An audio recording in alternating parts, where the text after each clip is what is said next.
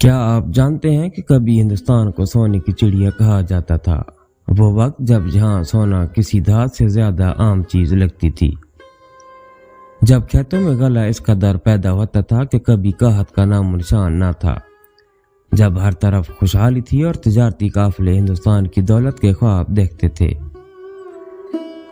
ہندوستان کی خوشحالی کی سب سے بڑی وجہ زرعی پیداوار اور تجارت تھی۔ یہاں کی زمین اتنی زرخیز تھی کہ ہر موسم میں کھیت لہلہاتے، دریاؤں کا پانی فصلوں کو سیراب کرتا اور کسان اناج کے ڈھیر لگاتے تھے۔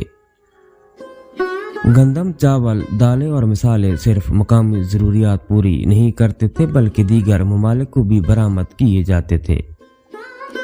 گپتا اور موریہ سلطنت کے دور میں سونے اور چاندی کے سکے عام استعمال ہوتے تھے۔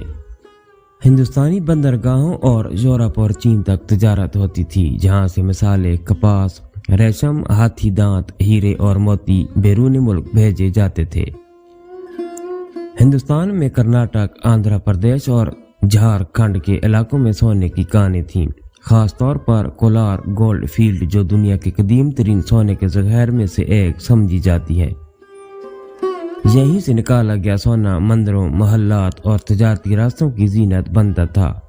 کہا جاتا ہے کہ وجے نگر سلطنت میں ہیرے بازاروں میں عام پتھروں کی طرح بکتے تھے۔ مغل بادشاہوں کے خزانے سونے، چاندی اور قیمتی جواہرات سے بھرے رہتے تھے۔ یورپی تاجر، خاص طور پر پرتگالی، ڈچ اور برطانوی، ہندوستانی دولت دیکھ کر حیران رہ گئے اور اسے اپنے قبضے میں لینے کے خواب دیکھنے لگے۔ جبکہ ہندوستان کئی صدیوں تک خوشحال رہا، مگر پھر بیرونی حملہ آوروں نے اسے کمزور کرنا شروع کیا۔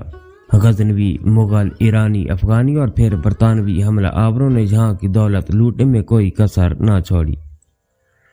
1739 میں نادر شاہ نے دہلی پر حملہ کیا اور مشہور کوہ نور ہیرے سمیت بے شمار خزانے لے گیا۔ برطانوی راج کے دوران ہندوستان سے سالانہ لاکھوں ٹن غلہ اور دولت انگلینڈ منتقل کی جاتی رہی۔ وہ ملک جو کسی زمانے میں دنیا کی جی ٹی پی کا تقریباً 25% پیدا کرتا تھا، رفتہ رفتہ غربت کا شکار ہوتا گیا۔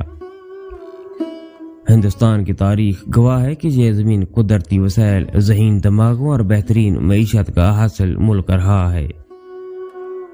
آج بھی اگر زراعت، صنعت اور ٹیکنالوجی کو بہتر بنایا جائے تو ہندوستان دوبارہ وہی طاقت حاصل کر سکتا ہے جو کبھی اسے سونے کی چڑیا بناتی تھی۔